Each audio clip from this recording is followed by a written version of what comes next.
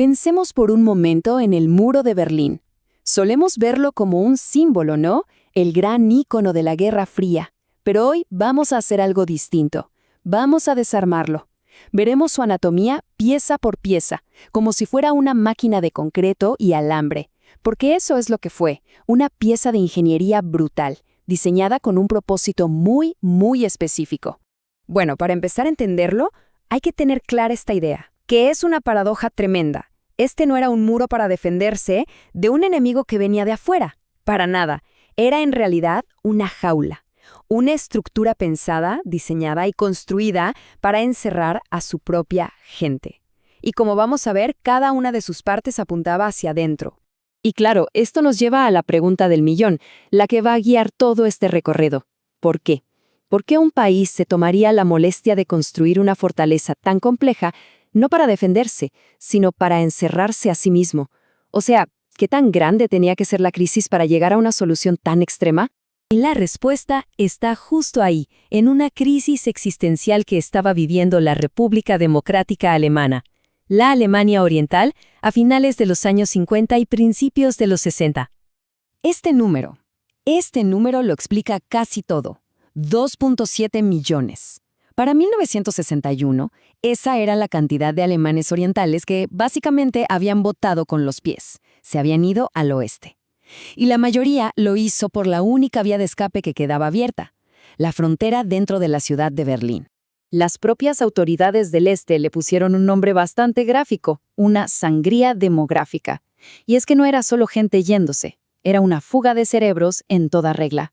Se iban médicos, ingenieros, profesores, toda la gente joven y preparada estaba dejando el país.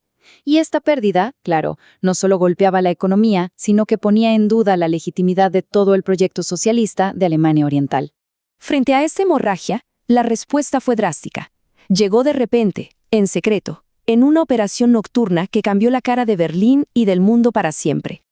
Y aquí la historia se pone, increíblemente cínica. Solo 2 meses antes de que apareciera el muro, el líder de Alemania Oriental, Walter Ulbricht, dijo esto en público. Nadie tiene la intención de levantar un muro. Es una de las mentiras más famosas de la historia, porque, por supuesto, mientras él decía eso, los planes ya estaban listos. Y de pronto, la noche del 12 al 13 de agosto, se activó la Operación Rosa. A medianoche, cortaron todas las conexiones. Las tropas se movilizaron. Y para cuando salió el sol, los berlineses se despertaron en una ciudad partida en 2 por kilómetros de alambre de púas y barricadas.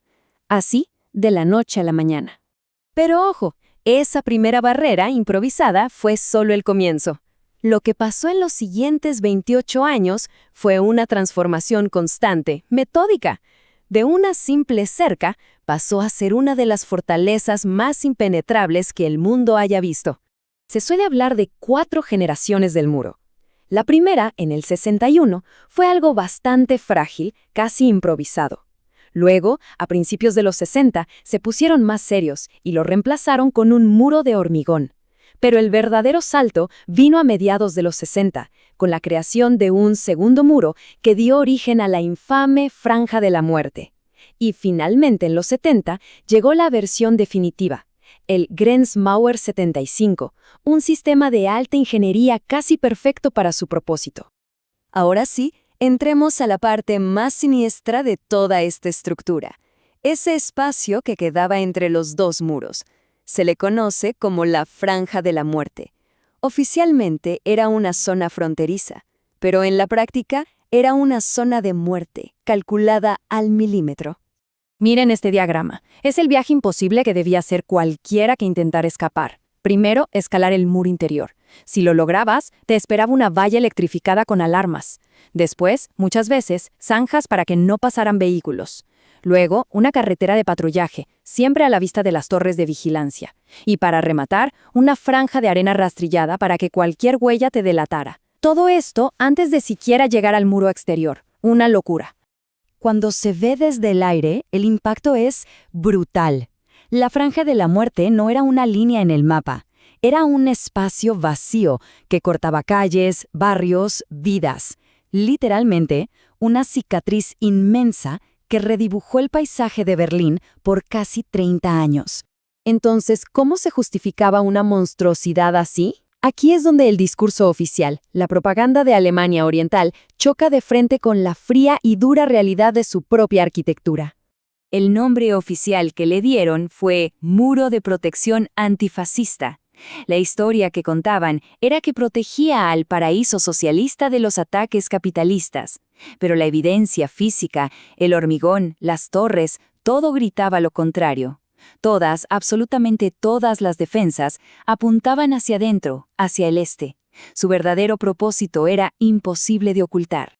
Por eso, la mejor manera de definirlo es como un muro invertido. Una fortaleza con una lógica completamente al revés. No se hizo para defender, sino para confinar. Fue, quizás, la manifestación física más clara y brutal de la Guerra Fría. La prueba de un sistema político que para poder sobrevivir necesitaba ponerle un candado a su propia gente. Hoy, la mayor parte de ese hormigón ya no existe. Se vendió como recuerdo o se hizo polvo. Pero su anatomía nos deja con una pregunta final, una pregunta que sigue flotando en el aire. El muro físico cayó, es cierto. Pero ¿qué hay de la lógica de división y control que lo diseñó? Esa es una pregunta que su historia nos obliga a seguir haciéndonos.